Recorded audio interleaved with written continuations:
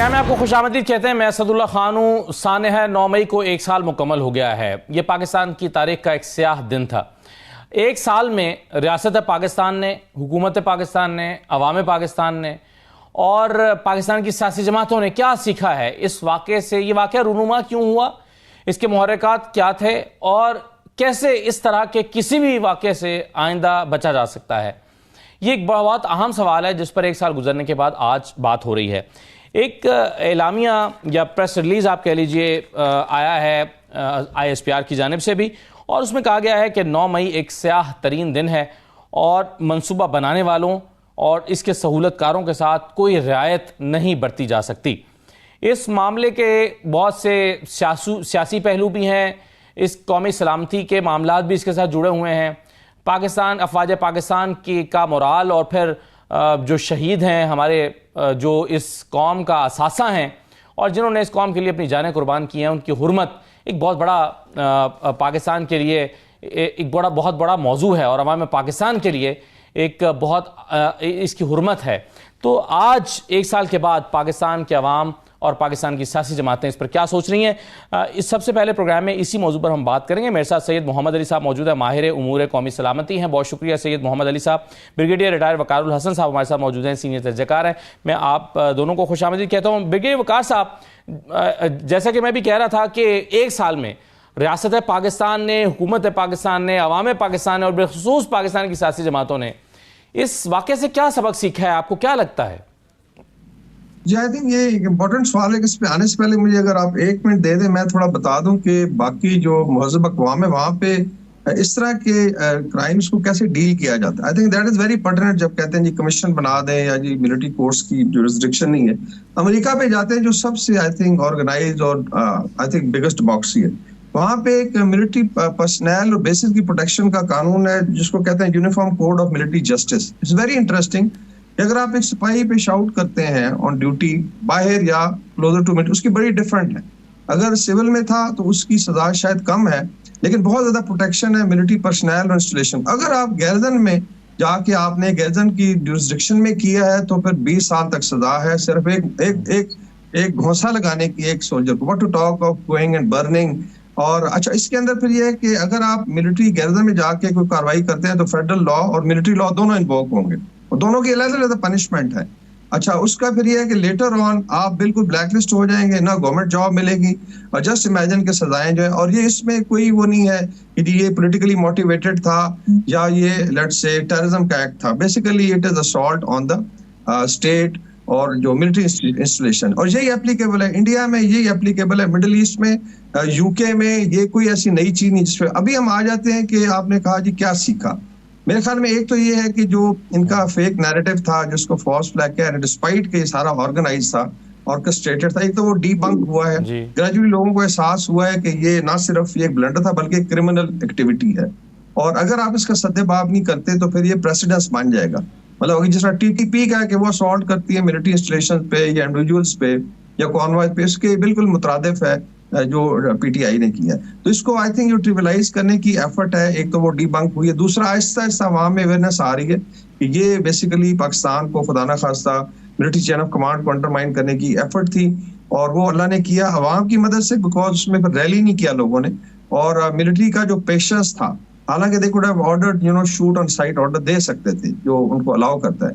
तो ये I think debunk हुआ। अभी जितना मर्जी ये शोर मचा रहे, मेरे ख्याल में जो लॉज हैं इवन जुडिशरी से नो है, वो लुक एट के जी बाकी कौमें क्या कर रही हैं, बाकी नेशन है, इक्वेट कर लें। और जो मिलिट्री लॉ है, मिलिट्री जुरिसडिक्शन है, वो बिल्कुल गैरजन और स्टेशंस पे एप्लीकेबल होती है और इसलिए रखी है कि अगर आप अलाउ कर दें फिर तो लोग डिफेंसिव पोजीशन पे जाकर कश्मीर में जाके अटैक करना शुरू कर देंगे ना कि जी एहतजाज हो रहा है तो हम जाके मोर्चों पे अटैक कर दें, because there are also military installation. तो मेरे ख्याल में ये 2-3 चीजें हैं। और अभी जो DISPR की प्रेस कॉन्फ्रेंस थी परसों, उसमें इस चीज को रीइटरेट किया गया। आज पॉलिटिकल लीडरशिप ने, मिलिट्री टॉप लीडरशिप ने इसी चीज को हाईलाइट किया है और मेरे ख्याल में इसका मजाक उड़ाने के बजाय now they should look at इसका जो परमानेंट हल है और वो अकाउंटेबिलिटी। सही है, बिल्कुल सही है, अकाउंटेबिलिटी इसका हल है। और आज जो प्रेस रिलीज आई है उसमें भी ये कहा गया है। सैयद मोहम्मद अली साहब, ये आप इसको कैसे देखते हैं? ये इस तरह का दिन जब किसी कौम की जिंदगी में आता है तो क्या कुछ तबाह करके जाता है जो शायद रिकवरेबल नहीं होता? कुछ ऐसा डैमेज करके जाता है, इस तरह का दिन कभी आता है तो? देखें जी, दो पहलू हैं कौमी सलामती के एतबार से। मैं क्विकली आपको बताऊं कि तकरीबन 36 साल पहले भारत की जो दिफाई हिकमत अमली थी, वो उसका बुनियादी मकसद ये था कि पाकिस्तान के खिलाफ एक बड़े पैमाने पे एक हमला करके पाकिस्तान को किया जाए, और उस हिकमत अमली का नाम था ब्रास टैक्स। फिर उसके बाद उन्होंने, जब पाकिस्तान ने 1998 में अपनी एटमी सलाहियत दुनिया के सामने वाज़े की, तो भारत को ये ख्याल आया कि अब जंग या जारहियत जो है पाकिस्तान के खिलाफ, उसके लिए एक ऑप्शन नहीं है। तो आप देखते हैं कि 2001 से लेके पिछले 23-24 साल में उन्होंने अपनी पॉलिसी में तब्दीली लाई और रवायती जंग के बजाय दहशतगर्दी को उन्होंने अपना एक हिकमत अमली का बुनियादी महवर बनाया, पाकिस्तान को अंदर से कमजोर और डिवाइड करने के लिए। फिर उसके बाद उन्होंने एयर स्ट्राइक के जरिए से, सर्जिकल स्ट्राइक के बयानिए के तहत 2019 में जो बालाकोट पे नाकाम हमले की कोशिश की, उसमें भी उनको मुंह की खानी पड़ी और दुनिया के सामने हजीमत उठानी पड़ी। और आपको याद है कि अभिनंदन गिरफ्तार हुआ जी, और पूरी दुनिया के सामने पाक फजाइया ने भारत का गुरूर सर जो है वो खाक में मिला दिया। तो अब जो चौथी डिमेंशन है वो ये है कि इसको हम हाइब्रिड वॉरफेयर भी कह सकते हैं, ग्रे जोन भी कहते हैं, फिफ्थ जनरेशन वॉरफेयर भी कहते हैं, जिसका बुनियादी मकसद पाकिस्तान की अवाम और पाकिस्तान की रियासत के दरमियान अदम एतमाद को एक पॉलिसी के तौर पे आगे बढ़ाना। अच्छा, और इस हिकमत अमली में सबसे इंपॉर्टेंट बात यह कि जो लीडिंग भारतीय दिफाई मुबस्सरीन और एक्सपर्ट्स हैं, वो इस बात का क्रेडिट दे रहे हैं इस सियासी जमात को कि इन्होंने पाकिस्तान की रियासत के खिलाफ बिल अमूम और पाकिस्तान की अफवाज के खिलाफ बिल खुसूस जो नफरत फैलाने की कोशिश की है, ये इतने बड़े पैमाने पे इंतशार शायद भारत की फौज या उनकी इंटेलिजेंस एजेंसी भी नहीं पहुंचा सकी है। तो ये वो एतराज है कि पाकिस्तान की कौमी सलामती को कितने सीरियस अंदाज में डैमेज करने की कोशिश की गई है। दूसरा पहलू इसका ये है कि ये जो 9 मई के वाकयात हैं, ये आइसोलेटेड इंसिडेंट नहीं था, बल्कि इस सियासी जमात की जो सियासी हिकमत अमली है कि रियासत पे हमला किया जाए, उसको ब्लैकमेल करके इख्तिदार में वापस आया जाए, उसकी हमजहत हिकमत अमली का नुक्ते उरूज था। इससे पहले वो आपके माशी मफादात पे हमलावर हुए जब उन्होंने IMF को खत लिखा, उसके बाद उन्होंने आपकी खारजा पॉलिसी को डैमेज किया बड़ी ताकतों पे इल्जाम लगा के, फिर इन्होंने दहशतगर्दी के लिए फजा हमवार की जब उन्होंने मुज़ाकरात की कोशिश की उन्हीं दहशतगर्दों के साथ जिनके खिलाफ आज पाकिस्तान फौज 100 से ज्यादा IPO ऑपरेशन रोजाना कर रही है और शहादतें दे रही है। तो बुनियादी तौर पे इस वक्त पाकिस्तानी फौज जो है वो कौम से ये तवक्को करती है कि जब रोजाना वहां इतनी शहादतें कुर्बानियां दी जा रही हैं, तो पाकिस्तान की जो कौम है वो उनके शाना बिशाना खड़ी हो।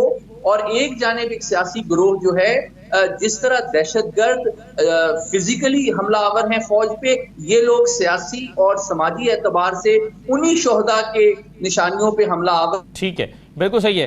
Right sir. ब्रिगेडियर वकार साहब, ये जो वाकयात 1 साल पहले 9 मई को हुए थे, इसमें पूरे मुल्क में शायद चंद हज़ार लोग निकले होंगे जिन्होंने इंस्टॉलेशंस पर अटैक किए, तनसीबात पर, शहीदों के मुजस्समों पर, और वो तमाम जगहें जहां पर जिनसे कौम की एक जज्बाती वाबस्तगी या लगाव मौजूद है। आपके ख्याल में चंद हज़ार लोगों को यकीनन पाकिस्तान के रियासती इदारे अलाउ नहीं कर सकते कि वो इस तरह की कोई कोशिश करें। आपके ख्याल में इसके लिए क्या हिकमत अमली बनाई जानी चाहिए कि आइंदा महज चंद लोग उठें, चंद 100 या चंद हज़ार लोग उठ के इस तरह से पूरे मुल्क का इमेज ख़राब ना कर सकें? क्या हिकमत अमली बनाई जानी चाहिए? जी, इसमें एक तो आई थिंक आपको डिफरेंशिएट करना पड़ेगा, जो तफरीक करनी पड़ेगी एक पॉलिटिकल एक्टिविटी और जो टेररिस्ट एक्टिविटी है। जिस तरह सईद अली साहब ने बताया कि ये शायद TTP इस तरीके से ये करती रही है कि देव असॉल्टिंग, और डेफिनेटली जब इज़हार राय की आज़ादी है या जलसा करने की आज़ादी है, वो पॉलिटिकल एक्टिविटी के लिए होता है, आप अटैक नहीं करते। अभी साहब ने मेंशन किया कि चंद हज़ार, आई थिंक 2 से 2,500 शायद लोग थे या ज्यादा होंगे मुख्तलिफ जगहों पर अगर आप कैलकुलेट करें। तो उनको एक तो उससे पहले भी थोड़ा I think if you go into last 1 year before 9th में, पिछले साल से पीछे 1 साल चले जाएं तो पूरी एक हेट कैंपेन थी टू अंडरमाइन द मिलिट्री, जिस तरह सैयद अली ने जिक्र किया कि एक डिलिबरेट स्ट्रैटेजी थी। और फिर रैंक एंड फाइल में डिवीजन की कोशिश की गई, फिर सीनियर लीडरशिप को टारगेट किया गया। इवन आर्मी का लाइफस्टाइल, आर्मी की जो हिस्ट्री है, कंट्रीब्यूशन पाकिस्तान आर्मी की और डिफेंस, उसको भी आप देखा कि ट्रिविलाइज करने की कोशिश की गई कि शायद हम कोई भी जंग नहीं जीते एंड ऑल दैट। हालांकि इट इज एक्नॉलेज कि इंडिया बड़ी पावर थी और पाकिस्तान ने आई थिंक 3 जंगों में कामयाबी हुई, एक में डेफिनेटली हमारी डिफीट हुई, लेकिन उसको आप ये नहीं कह सकते कि पाकिस्तान जो है खुदा ना खासा सारी। तो ये एक नैरेटिव था। एंड देन कम्स 9th में, उससे पहले फिर सोशल मीडिया पे इंसाइट किया गया, इसको कहते हैं weaponisation of the information. Social media पे आजकल आसान है, आपने देखा टर्की में हुआ इसी तरीके से, इजिप्ट में तहरीर स्क्वायर था या तकसीम स्क्वायर था, और इवन लंदन राइट्स को देख रहे हैं, ट्रम्पस्टर्स का जो है। तो एक तो ये कि एक पॉसिबल है, ये मुश्किल काम है, लेकिन बिकॉज ऑफ सोशल मीडिया आप रैली कर सकते हैं, आप लोगों को गैदर कर सकते हैं। लेकिन आपकी बात कि जी कुछ हजार लोग अगर इस तरीके से डंडे और हथियार उठा के चाई कर दें और अपने पॉलिटिकल ऑब्जेक्टिव हासिल करने को, तो ये बड़ी खतरनाक सिचुएशन है। मैं मिसाल हूँ, अगर ये अकाउंटेबिलिटी नहीं होती और कल कोई और पॉलिटिकल सिंध में एक इशू बनता है और पीपल पार्टी के लोग उठते हैं और खुदा ना खासा जाके मिलिट्री स्टेशन या नेवल बेसिस पे अटैक करते हैं, जस्टिफाई करते हैं क्योंकि पीटीआई ने किया था, तो हम भी इसी तरीके से, तो फिर तो पाकिस्तान जो है खुदा ना खासा सीरिया या इराक बन जाएगा। और ये हुआ है, लाइक लीबिया में बेसिकली सिविल वॉर की सिचुएशन क्रिएट की initially, it was weaponisation of information. तो एक तो ये है।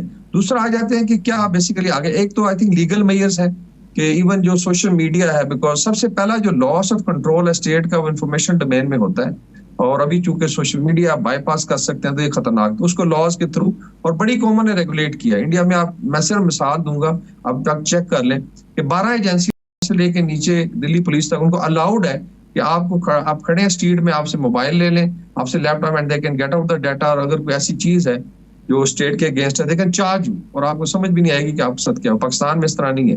तो एक तो आई थिंक ये है कि लॉज को स्ट्रिक्ट किया जाए और उस पर इम्प्लीमेंट किया जाए। इवन जो हमारे पीका लॉज है, जो एक्ट है, उसमें काफी प्रोविजंस है, रेड लाइंस है। नंबर 2 आ जाता है अवेयरनेस कैंपेन, जो आप और हम कर रहे हैं कि आप इस चीज को हाईलाइट करें कि सही क्या है, गलत क्या है। जिस तरह DISP ने कहा, ट्रुथ की तरफ जाएं, सच की तरफ जाएं। And then of course is कि आपने economic development, emancipation of youth है कि ताकि बिल्डर्स ना हो या इनको कोई इस तरह बरगला ना सके। इवन अगर पीटीआई की आप परफॉर्मेंस देखें तो खुद शेख रशीद ने कहा था जी कि 4-5 महीने पहले जब इनकी गवर्नमेंट गई है कि हम परेशान थे कि हमारा क्या बने, वो तो एक सर्कमस्टांसेस, इकोनॉमिक डिफिकल्टी की वजह से इनका नैरेटिव किसी हद तक चला। तो ये बड़ा जरूरी है कि यूथ को एक होप भी, और इस पे आई थिंक काम हो रहा है। SIFC का प्लेटफॉर्म देख लें, सऊदी इन्वेस्टमेंट आ रही है, और अगर आप जिस तरह सैयद अली ने कहा जी कि इन्होंने 3-4 आई थिंक फ्रंट्स पे डैमेज किया, लाइक इवन अभी जो खबर खुदा ना खासा चलाएगी जी कि वो सऊदी इन्वॉल्वमेंट, जस्ट इमेजिन कि उनका डेलीगेशन आ रहा है बिलियंस ऑफ डॉलर की लेट्स से प्लान्स और इन्वेस्टमेंट लेके, और आप जो है एक नैरेटिव फेंकते हैं इस तरीके से। अमेरिका से ताल्लुकात खराब किए, ईरान के साथ किए इन्होंने, और इसी तरह आई थिंक वेस्ट के साथ। तो ये था। फिर बाकी economic I would say hitman करते हैं। तो ऑल टोल्ड आई थिंक ये सारी चीजें मिला के, साहब इसमें एक और बहस भी हो रही है, एक बहस इसमें हो रही है कि जुडिशियल कमीशन बनना चाहिए, नहीं बनना चाहिए। तहरीक इंसाफ का मुतालबा है कि बनना चाहिए। फिर ये कब से बनना चाहिए, क्या 2014 से बनना चाहिए या उससे भी पीछे जाना चाहिए? तो ये जुडिशियल कमीशन की जरूरत है भी या नहीं, और अगर है तो उसका दायरा कार क्या होना चाहिए, कब से वो बनना चाहिए और वो क्या करेगा? जी मेरे ख्याल में देखें, जो एग्जिस्टिंग लॉज है ना, अगर आप उस पर अमल करें, जो मैंने मिसाल दी ना अपनी यूनिफॉर्म कोड ऑफ मिलिट्री, जैसे आप जरूर इसकी तहकीक करवा लें अपने रिसर्चर्स का। अमेरिका में लॉज है, वहां तो कोई जुडिशियल कमीशन नहीं बना था इसके ऊपर। ट्रम्प के जो लोगों ने सॉल्व किया, simply law of anti into action, police, intelligence agency और जुडिशियल 6-7 मंथ में फारिग कर दिया था। 20 साल सजा भी हुई, आई थिंक 18 साल इस तरीके से, और 960 बंदों को चार्ज किया, ट्रम्प साहब भी फेस कर रहे हैं। तो एक तो ये आई थिंक ये मजाका खेज बात है। जुडिशियल कमीशन जैसे DISP ने कहा कि किस चीज का, क्या ये सारा इवेंट लाइव टेलीकास्ट नहीं हुआ सोशल मीडिया, क्या ये इंसाइट नहीं किया जा रहा था? फिर भारत के अंदर से सोशल मीडिया के थ्रू असॉल्ट हो रहा था, उनके लीडर्स के स्टेटमेंट्स हैं, हर जगह वो गए। मैंने आपको बताया ना कि एक सोल्जर को शाउट करने का या एक घुसा मारने का इतनी बड़ी सजा और इसलिए रखी कि फिर मिलिट्री फंक्शन नहीं कर सकती। तो क्या कुजा कि आप जाके असॉल्ट करें पूरी इंस्टॉलेशन पे, आप शोधा के, और ये भी जो है ना, जो शहादत का जो आई वुड से कॉन्सेप्ट है हमारा, और जो जज्बा उसको अंडरमाइन करने की कोशिश की कि ये भी नॉर्मल है कि आप करें शेर खान का मुजस्मा उठा के खुदा ना खास्ता बेहुरमती करें, और शोदा के जो अभी आप अमेरिका में वॉर्स हैं शोदा की, उनके जो मार्टर्स हैं, आप जाके एक मार्कर से जरा एक लाइन लगाएं, जाके try to ventilate, you will find कि जी स्टेट कैसे एक्शन में आती है। तो I think this is unfortunate कि एक आपने इतना ब्लंडर किया, आपने असॉल्ट किया, उसके बाद बजाय आप उस पर शर्मिंदा हो और अकाउंटेबिलिटी के लिए पेश करें, आप ट्रिवियलाइज कर रहे हैं। अब इनके आई थिंक आप देखेंगे डिस्कशन फोरम में बड़े बड़े इनके बैरिस्टर्स बैठे हुए हैं और किस तरीके से जी साबित करें फलाना चीज and all that. For God sake यार, सारी दुनिया ने ये चीज देखी है, स्टेटमेंट्स है, डिजिटल फोरेंसिक हुआ, ऑर्डर कहाँ से आ रहे थे, सेंट्रल नर्व सिस्टम कहाँ बना हुआ था, और फिर वाई ऑल मिलिट्री इंस्टॉलेशंस, क्या आप जाती उम्रा या किसी और असेंबली पे नहीं कर सकते थे, या जाके डेमोन्स्ट्रेट, वाई ऑल मिलिट्री? तो इसका मतलब है कि एक बाकायदा डिजाइन था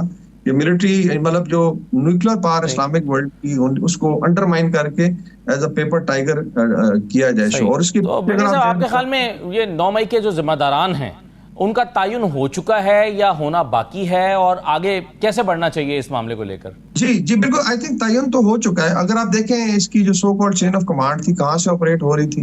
नंबर 2, इनके काफी सारे बड़े पॉलिटिकल लीडर्स जो सामने आए, जिन्होंने जो लीड कर रहे थे, कुछ फैमिलीज थी इनके बड़े लीडर की जो वहां पे मौजूद थी। इस तरह इनका अपना भांजा था जो he tried to actually basically undermine military senior leadership, कि आप उसकी ट्राउजर उठा किसको खुश करने की कोशिश कर रहे थे।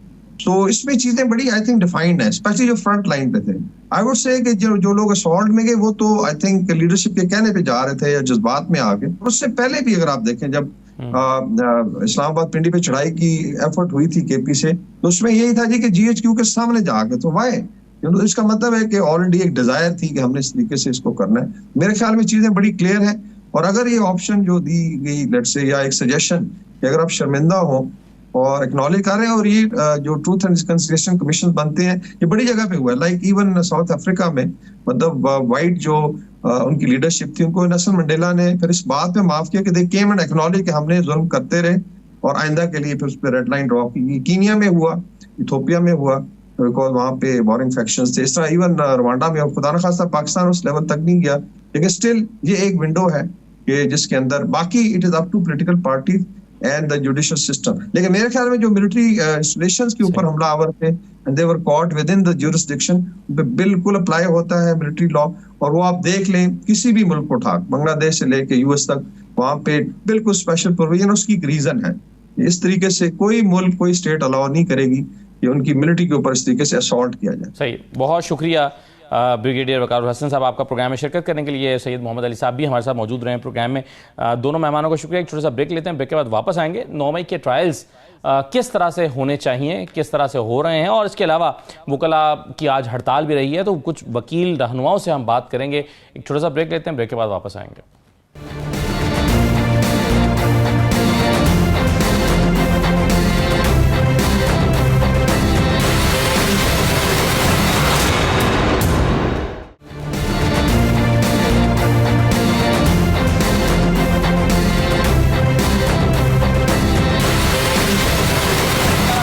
खुशामदीद कहते हैं। कल वकला पर पुलिस ने लाठीचार्ज किया, आज वकला की जानिब से हड़ताल की गई है। आज जो हड़ताल हुई है, इस पर बाकी जो वकला तंजीमें हैं और उनके रहनुमा हैं और माहिरीन कानून हैं वो क्या कहते हैं, एक तो ये अहम सवाल है। दूसरा, इलेक्शन कमीशन और लाहौर हाई कोर्ट के दरमियान भी एक तनाव की कैफियत चल रही है। इलेक्शन कमीशन समझता है कि इलेक्शन ट्राइब्यूनल्स बनाने का जो इख्तियार है वो उसके पास है, वो जजेस के नाम चूज़ करेगा, लेकिन लाहौर हाई कोर्ट ने जो नाम दिए हैं, लाहौर हाई कोर्ट का ख्याल है कि उन्हीं नामों पर मुश्तमिल एक ये ट्राइब्यूनल्स जो हैं वो बनने चाहिए। असल में ये किसका इख्तियार है, ये मामला भी है। फिर 9 मई के ट्रायल्स पर भी हम बात करेंगे। तो इन तमाम मौज़ूआत पर बात करने के लिए हमारे साथ आबिद ज़ुबैरी साहब मौजूद हैं, साबिक सदर सुप्रीम कोर्ट बार। बहुत शुक्रिया आबिद ज़ुबैरी साहब। हसन रज़ा पाशा साहब हमारे साथ मौजूद हैं, माहिर कानून है।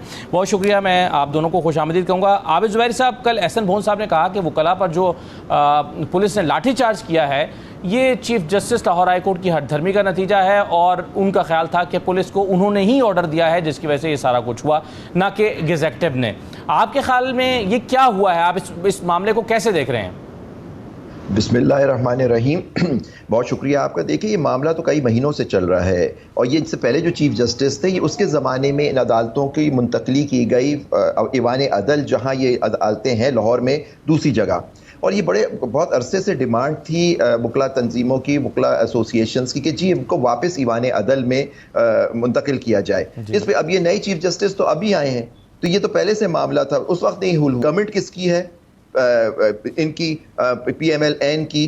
फेडरल लॉ मिनिस्टर जो हैं वो आजम नज़ीर तारड़ हैं, वो एहसन बून साहब एक ही ग्रुप के हैं। मैंने अभी एक कन्वेंशन हुआ था लाहौर में जिसमें एहसन बून साहब थे, मैंने वहाँ कहा था कि जी आप इसको एहसन तरीके से इसको सॉल्व करने की कोशिश करें। लॉ मिनिस्टर हैं आजम नज़ीर तारड़ साहब, एहसन बून साहब हमारे सीनियर मेंबर हैं पाकिस्तान बार काउंसिल में, हसन रजा पाशा साहब बैठे हैं, आप कह रहे हैं वहाँ, मैं भी पाकिस्तान बार का। हमने वहाँ सजेशन दिया था कि जी आप इसको कोशिश करके ख़त्म कराएं।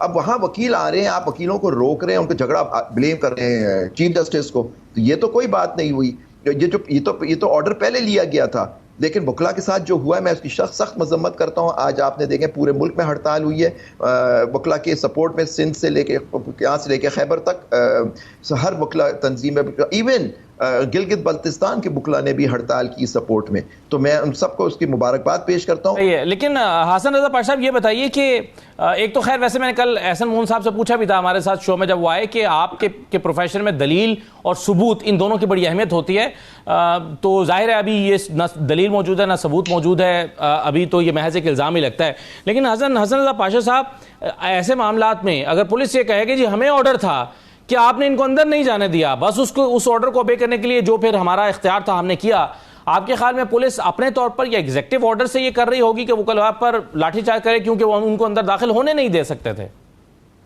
देखिए असद साहब, पुलिस जो है वो जब तक उसको अपने हाई ऑफिशियल्स की तरफ से या मजिस्ट्रेट या इंतजामिया की तरफ से कोई ऑर्डर ना हो, वो ना तो फोर्स अप्लाई कर सकते हैं और ना ही इतनी सख्ती कर सकते हैं। यकीनन ये ऑर्डर उनके हाई ऑप्स की तरफ से आया होगा और जिस अंदाज में उन्होंने वकला पे तशद्दुद किया, लाठियां बरसाई और बहाना ये बनाया कि वकला ने पहले पथराव किया। शुक्र है खुदा का कि पथराव की बात की, लाठियों या गोलियों की बात नहीं की। वकला हमेशा नहते होते हैं, उनके हाथ में ना कोई असला होता है, ना आतिशी असला होता है और ना कोई लाठी और डंडा होता है। और देखें कि पथराव की बात की है तो ये समझ आने वाली बात है नंबर 1 के वकला खाली हाथ थे, और ये बात कि पहले उन्होंने किया है कहीं से भी नहीं है। हम देख रहे थे कि वकला और पुलिस बिल्कुल साथ साथ आमने सामने खड़े थे, पुलिस दीवार बना के खड़ी थी और वकला का मुतालबा था कि हमने बार रूम में जाना है, हमने वहां पे अपना इजलास करना है, जनरल हाउस का इजलास करना है, लेकिन पुलिस उनको जाने नहीं दे रही थी और बड़ी सख्ती से उन्होंने किया। टीयर गैस जिस तरह फेंकी और जिस तरह हमारे दर्जनों वकला जख्मी हुए हैं। तो मैं समझता हूँ कि ये चीज लाजमी तौर पे इंतजामिया या हुकूमती सतह पे ये है। कल रात को एक स्टेटमेंट आई थी चीफ मिनिस्टर साहिबा की कि जी कि ये गलत हुआ है और ऐसा नहीं होना चाहिए। उनको ये बताना चाहिए था कि ये आखिर हुआ क्यों। क्या आईजी पुलिस ने अपने ऑन पे ये फैसला किया? जब chief minister of the province ये कह रहा है कि ये हुआ क्यों, तो इट मीन्स कि उनको नहीं इल्म था। मैं समझता हूँ कि इसको भी प्रोब इन करना चाहिए। वकला का पुरअमन रैली थी और वो अपनी बार रूम में जा रहे थे और अदालतें भी वकला का ही हिस्सा हैं और वहां पे जाने में कोई मुमानियत नहीं होनी चाहिए। तो मैं समझता हूँ कि कल का जो ये एक्ट था इंतजामिया का, पुलिस का, वो इंतहाई ऑब्जेक्शनेबल है और उसकी जितनी भी मजम्मत की जाए कम है। और आज अक्रॉस द कंट्री वकला ने एक कामयाब हड़ताल मुनक्कद करके ये बता दिया कि वकला इकट्ठे हैं, हम एक हैं। और ये ग्रुपिंग की बात जहां तक हो रही है, मैं इसको इस मरहले पे इसको कंडेम करता हूं कि ग्रुपिंग की बात नहीं होनी चाहिए। हम जो मकसद है हमारा, जो हमारा एम है वो एक है, चाहे उधर से आए चाहे इधर से आए, और उसमें वकला इत्तेहाद मुकद्दम है। और मैं इस पे बिल्कुल फर्म हूं। बिल्कुल सही है सर, आप कह रहे हैं तमाम वकला इकट्ठे हैं, आज उन्होंने साबित भी कर दिया। मैं एक आपकी राह से एक और मौजू की तरफ जाना चाहता हूं और मैं जुबैरी साहब पहले आपके सामने ये सवाल रखूंगा कि ये जो मामला है इलेक्शन ट्राइब्यूनल्स के लगाने का, लाहौर हाई कोर्ट की तरफ से 7 नाम दिए गए जजेस के, लेकिन इलेक्शन कमीशन उनको नोटिफाई नहीं कर रहा। शायद इलेक्शन कमीशन मजीद नाम मांग रहा है कि ज़्यादा जजेस के नाम दिए जाएं और उनमें से फिर कुछ जजेस को चूज़ करके उनको नोटिफाई किया जाए। आप बता सकते हैं कि सही तरीकाकार क्या होता है? क्या ये सवाबदीदी इख्तियार लाहौर हाई कोर्ट का है, चीफ जस्टिस का है कि वो नाम दें कि ये नाम है जिनको इलेक्शन ट्राइब्यूनल्स जिनके ऊपर बनना चाहिए? तरीकाकार क्या है? देखिए, तरीकाकार ये होता है कि इलेक्शन के बाद ट्राइब्यूनल्स बनते हैं इलेक्शन पिटीशंस को सुनने के लिए। वो ट्राइब्यूनल्स जो होते हैं वो चीफ जस्टिस की सवाबदीद होती है, जजेस हाई कोर्ट की, वो नॉमिनेट करते हैं जजेस को। इलेक्शन कमीशन का काम है उसको नोटिफाई करना, ये कहना कि वो अपॉइंट कर। असल चक्कर क्या है, इन्होंने 2 जजों के नाम आज तक नोटिफाई किए ताकि लाहौर में केसेस ही ना चल सके। आप बताएं कितना बड़ा लाहौर पंजाब प्रोविंस है, उसमें आपने 2। इनकी वजह यह है कि वहाँ इतनी बड़ी धांधली हुई है, फॉर्म 47 की हुकूमत इस मुल्क में बनी हुई है, पंजाब में भी हर जगह, तो वो चाहते ही नहीं कि वो इलेक्शन पिटीशंस चले। अब 2 जज बैठ के वो कैसे फैसला करेंगे? तो ये इन्होंने तो डिले करना ही है, क्योंकि उनको मालूम है जैसे ही ये केसेस आएंगे उनके सामने, उन जजों के सामने, हकीकत खुल जाएगी कि फॉर्म 45 सही है या फॉर्म 47 सही है। पाकिस्तान में इलेक्शन फॉर्म 45 हुआ लेकिन हुकूमत फॉर्म 47 की बनी हुई है। तो ये बिल्कुल इन्होंने जो कर रही है इलीगल काम कर, ये करते भी यार, इनसे एक्सपेक्ट यही कर रहे थे हम लोग कि ये नहीं करेंगे। आप बताइए, पंजाब प्रोविंस के लिए सिर्फ 2 जजों को इन्होंने नोटिफाई किया। उस जमाने के जज साहब जो थे, चीफ जस्टिस, शायद उन्होंने 2 नाम दिए थे, अब उन्होंने 7 नाम और मैंने सुना है भेज दिए। आप नोटिफाई करें, अगर आप समझते हैं वो कम है आप और मांग लीजिए, जज साहब और दे देंगे, लेकिन ये जो नाम दिए उनको नोटिफाई तो करें। आप डिले कर रहे हैं क्योंकि कोर्ट उसके अंदर इलेक्शन एक्ट के अंदर पीरियड दिया हुआ है कि इतने अरसे में उन पिटीशंस का फैसला करना है। आप उनको चलने ही नहीं दे रहे, और चलेंगे नहीं तो फिर नेचुरली फैसला ही नहीं होगा। फैसला नहीं होगा तो जो लोग बैठे हुए हैं इलीगल, मतलब जो इलेक्ट होके, और धांधली, इनकी इलेक्शन कमीशन की धांधली की वजह से वो आएंगे ही नहीं सामने, वो पिटीशंस का फैसला ही नहीं होगा। तो ये सारा गेम ये है कि ये पंजाब में, जैसे हमारे एक वकील साहब हैं, वो आज भी कह रहे हैं वो जीते हुए हैं, और लाहौर के अंदर जो हल्के हैं, आप बनाए पिटीशन, उनके फैसले करें। बिल्कुल सही है। तो पाशा साहब, आपकी राय क्या है? इलेक्शन कमीशन पाबंद है नोटिफाई करने का जब लाहौर हाई कोर्ट की तरफ से या किसी भी हाई कोर्ट की तरफ से नाम दे दिए जाए ट्राइब्यूनल्स बनाने के लिए? देखिए हसन साहब, बड़ी क्लियर सी बात है कि इलेक्शन कमीशन खुद नाम नहीं दे सकता। वो सिर्फ रिस्पेक्टिव चीफ जस्टिस से ये कह सकता है कि हमें आप ट्रिब्यूनल्स के लिए जजेस फराहम करें। अब ये जो मर्जी है ये चीफ जस्टिस की होती है कि वो कौन से नाम मुनासिब समझता है कि वो ट्रिब्यूनल्स के लिए दे। आप देखें कि पहले उन्होंने 2 दे दिए, ऑल राइट। अब जब आपने मजीद तकाजा किया तो उन्होंने 6 और दे दिए। अब आप क्यों मांग रहे हैं कि जी और भी नाम दे? क्या उसमें से पिक एंड चूज करना है? मेरा ख्याल है कि ये इलेक्शन कमीशन ऑफ पाकिस्तान जो है वो शायद तजावुज कर रहा है अपने मैंडेट से। उनको अगर और चाहिए, जिस तरह जुबैरी साहब ने फरमाया, बिल्कुल दुरुस्त फरमाया है कि आप चीफ जस्टिस से ये कह सकते हैं कि 6 नहीं जी 8, 4 और दे दे, तो चीफ जस्टिस अगर मुनासिब समझता है तो 4 दे देंगे। तो ये नहीं है कि फलां फलां फलां मुझे दे।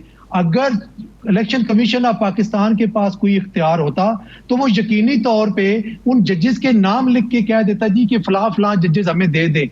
चूंकि उनके पास इख्तियार नहीं है, आइन में इनको कोई मैंडेट नहीं दिया गया, इलेक्शन एक्ट में कोई मैंडेट नहीं दिया गया कि जो ट्रिब्यूनल है as per choice of election commission of Pakistan होंगे, लिहाजा ये डोमेन जो है वो रिस्पेक्टिव चीफ जस्टिस की है कि वो उनकी डिमांड के मुताबिक 1 का डिमांड करते हैं, 10 की करते हैं, वो अपने जजेस जो है वो स्पेयर करके उनको दे सकते हैं कि ये ट्रिब्यूनल्स के लिए है, क्योंकि उन्होंने बाकी और इलेक्शन कमीशन हाई कोर्ट की तरफ से दिए हुए जजेस के नामों को मुस्तरद भी नहीं कर सकता, या उनमें से चंद नामों को मुस्तरद भी नहीं कर सकता।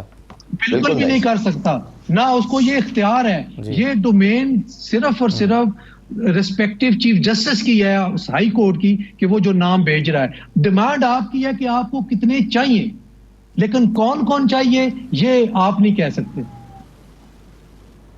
सही है। अच्छा, अब जुबैर साहब, मेरा सवाल यह है कि अब ये जो सिचुएशन बन गई है जिसमें लाहौर हाई कोर्ट ने ट्राइब्यूनल्स के लिए नाम दिए, जजेस के नाम दिए, लेकिन इलेक्शन कमीशन को नोटिफाई नहीं कर रहा। अब इस सिलसिले में अगर फर्दर को टेकअप करना होगा तो क्या लाहौर हाई कोर्ट ही करेगा, और क्या उसमें कंटेम्प्ट ऑफ कोर्ट हो सकती है, या ये मामला सुप्रीम कोर्ट के पास जाएगा? अब इसका सही फॉरम क्या होगा इसको नोटिफाई कराने के लिए? देखिए, सेक्शन 140 है इलेक्शन एक्ट का जो डील करता है इससे, अपॉइंटमेंट ऑफ इलेक्शन ट्राइब्यूनल्स। उसमें ये होता है, लिखा है कि इलेक्शन जो ट्राइब्यूनल है it will comprise of a person who is जज of the high court, number 1।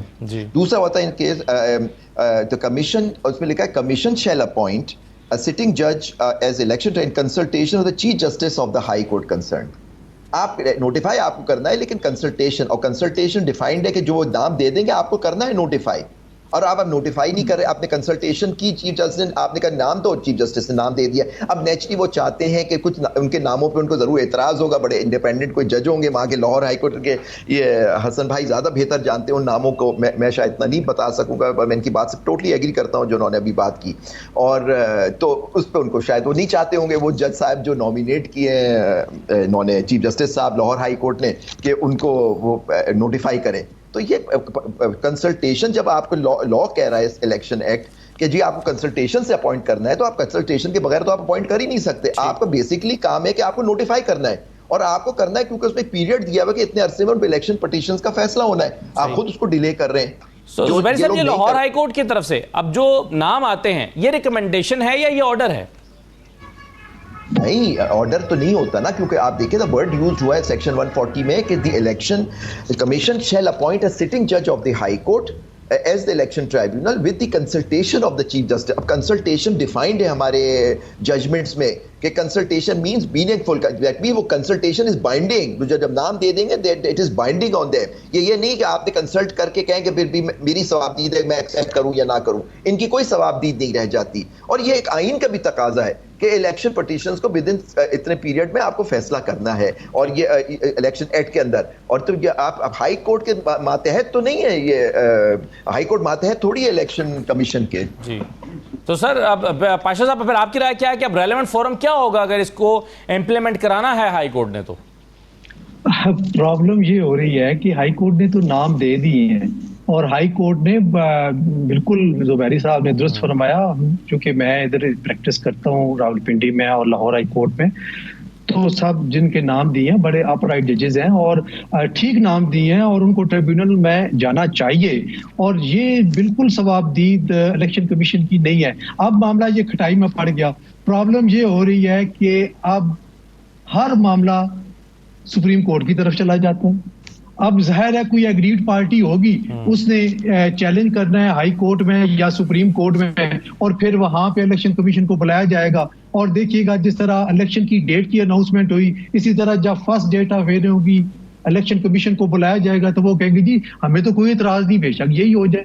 तो ये एक सिलसिला बिल्कुल चल रहा है, एक सिर्फ इदारे खुद काम नहीं कर रहे और वो देखते हैं कि अदालतों की तरफ से कोई डायरेक्शन है। अदालतों को खा मखा ही ऐसे छोटे छोटे पेटी मामलात में घसीटा जा रहा है जिसकी कोई जरूरत नहीं है। नॉन इशू को इशू बनाया जाता है सिर्फ इस वजह से कि लिंगर ऑन हो जाए और ये मामलात खटाई में पड़े रहे, और कहें जी कि अदालतें ऐसा कर रही हैं। हालांकि अदालतों का इसमें क्या काम है? बड़ी सीधी सी बात है, आर्टिकल 140 की जो बात की है जुबैरी साहब ने, बिल्कुल उन्होंने मांगे, इन्होंने उनको दे दिया। कंसल्टेशन यही है ना, और क्या सामने बैठ के वो कहेंगे जी नहीं ये करना है, वो करना है, इस तरह करना है, उस तरह करना है? इस तरह तो नहीं होता। तो वो बहरहाल नाम आ गया। मेरा ख्याल है कि अगर आप चीफ जस्टिस साहब भी अपने दिए गए नामों से पीछे हटते हैं तो ये बड़ी ज्यादती होगी उन जजेस साहबान के साथ जिनके नाम उन्होंने दिए हैं। ठीक, बिल्कुल सही है। चलिए सर, एक दो मामला पर मैं और बात करना चाहता हूं। एक तो जस्टिस मंसूर साहब पर मुश्तमिल की सरबराही में 3 रुकनी बेंच जो था उसने एक ऑर्डर सुनाया, और उसमें जो इलेक्शन कमीशन का फैसला मुअत्तल किया गया, पेशावर हाईकोर्ट का फैसला मुअत्तल किया गया। अब उसकी इम्प्लीमेंटेशन किस तरह से होगी और उसका क्या मतलब होगा कि मखसूस नशस्तें जो पहले हल्फ उठा चुके हैं उनको डीनोटिफाई करना पड़ेगा, और क्या ये नशस्तें पीटीआई को मिलेंगी, सुन्नी इत्तेहाद काउंसिल को मिलेंगी, या दूसरा हिस्सा इसका इंप्लीमेंट नहीं होगा? एक तो ये मामला। दूसरा, बाबर सत्तार और जस्टिस बाबर सत्तार और जस्टिस मोहसिन अख्तर कियानी साहब जो हैं, उनके हवाले से उनकी शिकायत पर तौहीन अदालत की कार्रवाई के लिए बेंच तश्कील पा गए हैं और वो 14 मई को अब समाअत भी करेंगे। ये कितना इंपॉर्टेंट मामला है? ये दोनों मामला पर बात करते हैं, एक छोटा सा ब्रेक लेकर वापस आते हैं।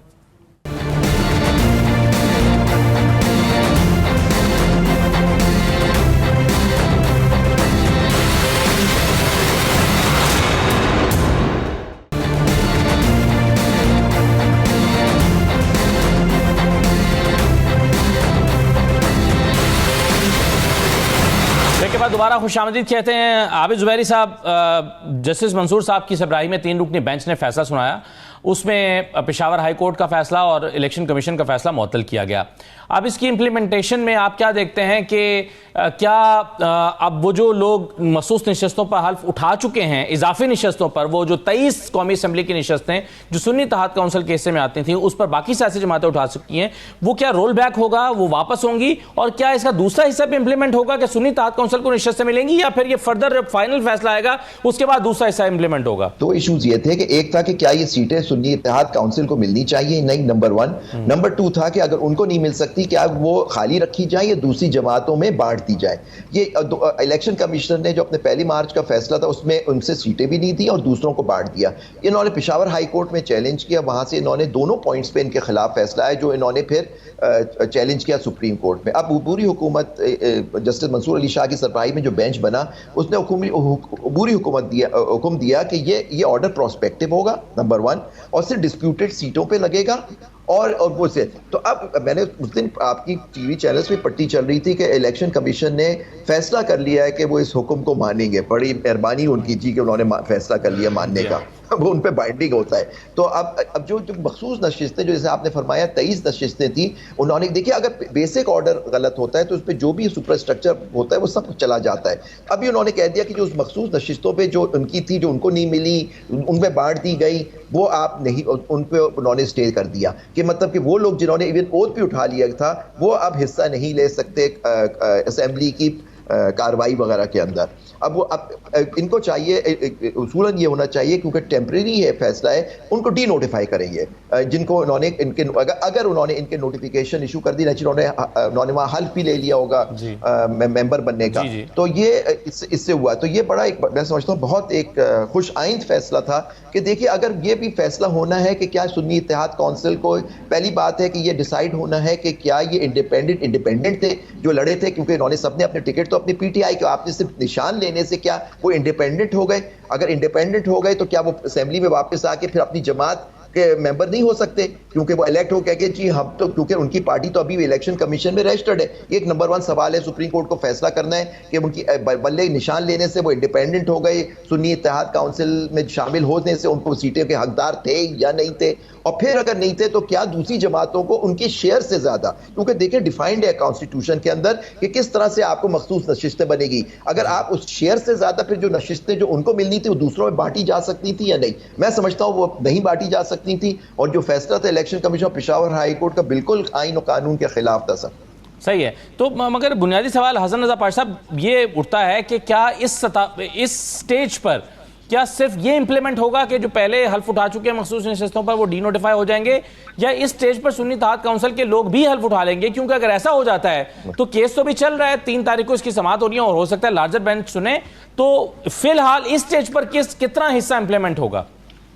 असद साहब, जो इंटरिम ऑर्डर आया है उसके तहत तो सिर्फ ये डी नोटिफाई होंगे जो कि दीगर जमातों को सीटें, मसलन कौमी असम्बली में 23 सीटें थी सुन्नी इत्तेहाद काउंसिल की जो कि उनको नहीं दी गई और वो बाकी पार्टीज में तकसीम कर दी गई, तो वो जो बाकी पार्टीज को तकसीम कर दी गई उनकी हद तक मामला रुक गया है और वो डी नोटिफाई हो जाएंगे और वो अब खाली तस्वर होंगी। जब तक ये इंटरिम ऑर्डर एग्जिस्ट कर रहा है वो 23 नशिस्तें खाली तस्वर होंगी। अब चूंकि लार्जर बेंच बनने जा रहा है और लार्जर बेंच ने डिसाइड करना है, क्योंकि ये एक आईनी मसला है, आइन बिल्कुल इस हवाले से खामोश है कि अगर एक पार्टी एग्जिस्ट नहीं करती और उसको इस तरीके से साइड लाइन कर दिया जाता है या इंतखाबी अमल से बाहर कर दिया जाता है और उसके मेंबर्स आज़ाद बन के आते हैं तो फिर वो किसी और पार्टी को ज्वाइन करते हैं और उस पार्टी ने अपनी प्रायोरिटी लिस्ट नहीं दी हुई, तो क्या फिर वापस वही उनकी जो नशिस्तें हैं उनके तनासब के हवाले से वो उनको मिल सकती हैं? ये फैसला करना है अब सुप्रीम कोर्ट के लार्जर बेंच ने।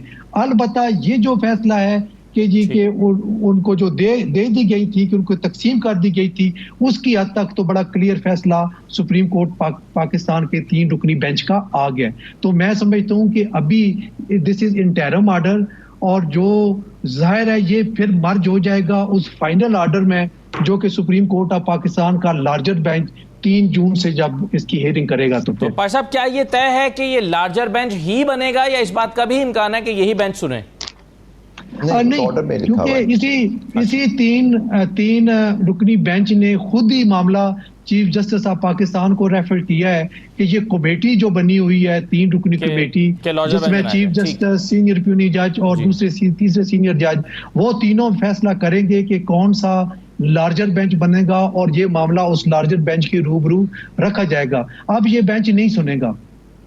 ठीक, सही है, बिल्कुल सही है। अब इसमें आबिद भाई साहब, अब सूरत हाल फिर ये होगी अगर इसका पहला हिस्सा इंप्लीमेंट होता है कि हुक्मरान तहात की 224 से घट के सीटें 204 हो जाएंगी।